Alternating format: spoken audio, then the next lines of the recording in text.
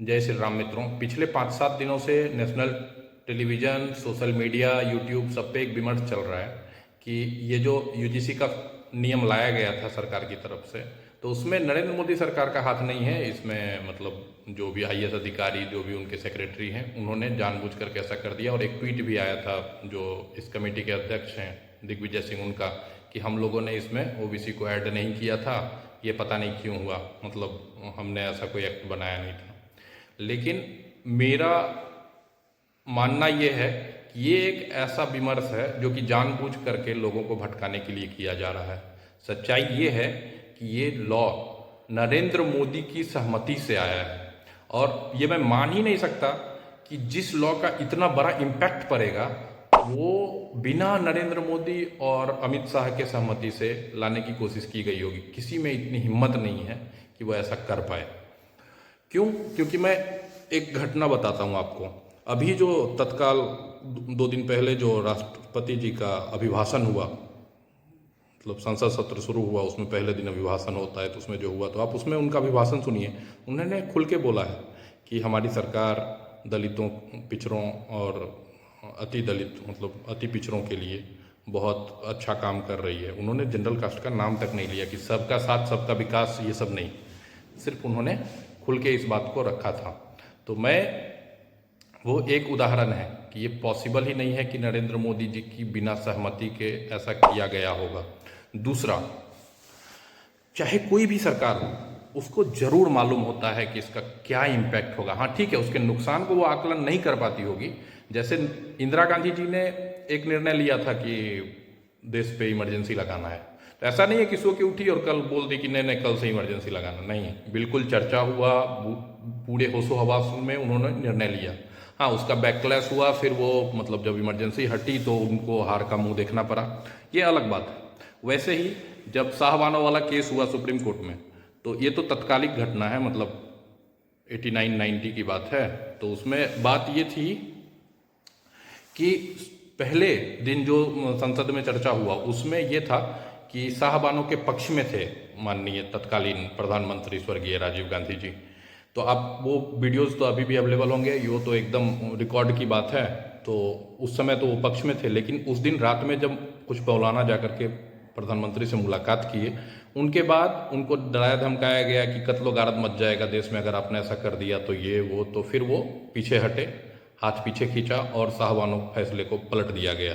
ये एक ऐतिहासिक मोमेंट है भारतीय राजनीति में, जो सुप्रीम कोर्ट के फैसले को, ऐतिहासिक फैसले को कैसे संसद के थ्रू पलटी मारा गया था। दूसरा, जब ST/SC जो लॉ है उसको रोका गया था कि उसके दुरुपयोग बहुत हो रहे हैं, सुप्रीम कोर्ट ने रोक लगाई थी, तो उसके खिलाफ एक आंदोलन हुआ देश में। और उसके बाद केंद्र सरकार ने, मतलब तत्कालीन अभी जो सरकार है, नरेंद्र मोदी सरकार ने ही ST/SC लॉ लाया था कि तत्कालिक गिरफ्तारी की जाए। मतलब सुप्रीम कोर्ट ने रोक लगाई थी, उसको नहीं माना और संसद से इस लॉ को फिर से पारित करवा दिया गया। तो वो फैसला भी होशो हवास में किया गया। उसके बैकक्लैश भी हुए बीजेपी को। 17-18 में जो चुनाव हुआ छत्तीसगढ़, राजस्थान और मतलब मध्य प्रदेश में, उसमें उनको हार का सामना करना पड़ा। अच्छा, तो ये फैसला भी मैं 100% श्योर हूँ कि बिना सहमति के नहीं लाया गया है, और बचाने की कोई ज़रूरत नहीं है। जब वाहवाही नरेंद्र मोदी की होती है किसी भी चीज़ में, चाहे वो बुलेट ट्रेन, चाहे वो कोई भी फैसला हो, 370 एबॉलिशन, चाहे कोई भी फैसला, जो भी बड़े फैसले लिए गए उसमें वाहवाही होती है, तो नुकसान भी उन्हीं को, कैप्टन को ही झेलना पड़ता है। और इसमें कोई आपत्ति, कोई गुरेज नहीं है कि ये उनका फैसला था और उन्होंने पूरे होशो हवास में लिया था। क्योंकि मैं उनके 40 साल के राजनीतिक करियर पे कभी सवाल नहीं उठा सकता। वो बहुत ही राजनीतिक रूप से परिपक्व इंसान है। इस बात में तो पक्ष विपक्ष, पूरा देश, पूरी दुनिया मानती है इस बात पे, इसमें कोई आपत्ति ही नहीं है। बीजेपी को ये एहसास हुआ कि नहीं ये गलत हुआ है, तो बीजेपी ने बिल्कुल चॉइसफुल तरीके से चूज किया कि इसमें चुप रहना है उनको।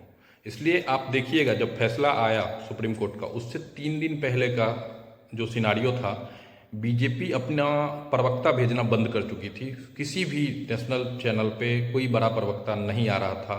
सारे सांसद, सारे मंत्री सब चुप थे, सबको चुप रहने का निर्देश दिया गया था। पहले वो वेट एंड वॉच की स्थिति में थी कि शायद ये सोशल मीडिया फ्रिंज एलिमेंट या फिर ट्रोल आर्मी द्वारा शुरू किया गया आंदोलन है, ज़्यादा कुछ इम्पैक्ट नहीं है। लेकिन बाद में उनको इस चीज़ का एहसास हुआ जब उनका खुद का सोशल मीडिया हैंडल, खुद की उनकी जो टीम है वो बट गई दो हिस्सों में, तब उनको समझ में आया कि नहीं नहीं, ये तो बहुत बड़ा बैकक्लैश होने जा रहा है। फिर जा कर के एक रैंप ऑफ मिला है अभी सरकार को, जो सुप्रीम कोर्ट ने दिया है, तब जा कर के जितने भी उनके प्रवक्ता हैं उनके कंठ में आवाज़ आई है, चाहे वो कोई भी हो।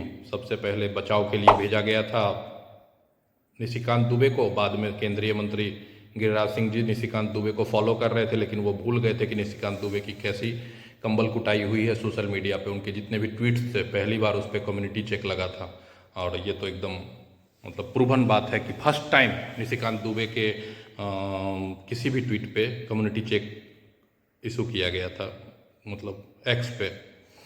तो ये कुटाई होने के बाद अब जाकर के उनको थोड़ा समझ में तो आया है, लेकिन अभी भी मैं एक चीज़ बताना चाहता हूँ कि अभी तक तो जो चुप्पी साधी गई, लेकिन 19 मार्च 2026 को जब सुप्रीम कोर्ट में दोबारा इसकी सुनवाई होगी तो नरेंद्र मोदी सरकार को एक पक्ष तो चुनना ही होगा। ये ऐसा मामला बिल्कुल नहीं है कि इस पर चुप्पी साध लें और ये चीज़ ख़त्म हो जाएगी, नहीं।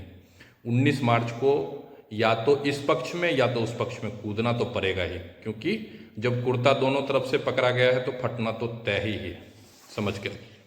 और दूसरी बात, बिल्कुल मैं मानता हूं कि ये एक गलत फैसला था। अब देखना यह है कि सरकार इसमें करती क्या है, किस पक्ष में रहती है, क्या करना चाहती है। उस दिन ये साबित हो जाएगा कि क्या सबका साथ सबका विकास सबका विश्वास ये नारा मंत्र बनेगा, या फिर ये नारा आज के बाद खत्म हो, मतलब 19 मार्च के बाद जनता इसको बिल्कुल मानने को तैयार नहीं रहेगी। अच्छा, दूसरा जो बोला जाता था कि एक है तो सेफ हैं, ये वो ढिमाका फलना, ये सब अब 19 मार्च को जो फैसला होगा उसमें सब क्लियर हो जाएगा। और दूध का दूध पानी का पानी तो बिल्कुल होना तय है, क्योंकि उस दिन बचना बहुत मुश्किल है सरकार को, सरकार की सांसें अटकी हुई है। अच्छा, एक तीसरी बात जो मैं करना चाहता हूँ, जितने भी हमारे धर्माचार्य हैं, चाहे कोई भी हो, बड़े से बड़े, चाहे वो बड़े धर्माधिकारी हों, चाहे सनातन धर्म के सबसे बड़े पुरोधा जो हमारे चारों शंकराचार्य हैं, मेरा मानना ये था कि इतने बड़े मुद्दे पे जब पूरा समाज बंटने को तैयार था, मतलब जो भी हम 80% हिंदू है, सब में एक बंटवारा की कोशिश की गई, तो इस पे मैं उम्मीद करता था कि जितने भी हमारे धर्माचार्य हैं कुछ तो बोलेंगे, कुछ तो मतलब अनकोटेड बोलेंगे। एक जो कथावाचक हैं उन्होंने बोला भी, लेकिन थोड़ा सा कोटेड तरीके से, मतलब थोड़ा सा चाशनी लगा करके बोला, लेकिन कोई बात नहीं। लेकिन जितने बड़े धर्माचार्य हैं, जो कि बड़े रथ, बड़े साम्राज्य, जिनके लाखों में फॉलोअर्स हैं, मतलब लाखों के भीड़ को वो कंट्रोल करते हैं, लोग उनकी बातों को मानते हैं, तो अब ये समय है कि जितने धर्माचार्य हैं वो जमीन पे उतरें और इस देश को बचाने के लिए, मतलब एकता, जब तक हिंदू एकता इस देश में नहीं रहेगी ये देश नहीं बचेगा। अगर ये 80% आबादी बटी, जब भी बटी है तब देश बटा है। तो जितने भी क्षत्रप हैं जो कि पालकी पे चलते हैं, जितने भी कथावाचक हैं जो अपने अपने जेट प्लेन में उड़ते हैं, मुझे इस बात से कोई आपत्ति नहीं है, उड़ना भी चाहिए, खूब धन हो, मतलब खूब एका भी बनाना उनका काम है, लेकिन गरीबों को झोपड़ी में जाएं, समाज में उतरें, समाज को आंदोलित होने से बचाएं, समाज में एक सूत्र में बांधने का कार्य भी धर्माचार्य का ही है। इससे ज़्यादा मेरी हैसियत नहीं है इस पर कुछ बोलने की, ये मेरी उम्मीद थी इसलिए मैंने बोला है। बाकी मैं अपने दर्शकों की सुध बुध पे छोड़ना चाहता हूँ कि मैंने जो 2-3 बात रखी हैं उसमें आपका क्या सोचना है। अगर आप इससे को रिलेट कर पा रहे हो तो मेरे वीडियो को लाइक करो, चैनल को सब्सक्राइब करो और शेयर भी अवश्य करो। और कोई सवाल जो आपके मन में है उसे आप मेरे कमेंट बॉक्स में डालिए, ताकि मैं इस पे आगे फर्दर वीडियो बना सकूं। और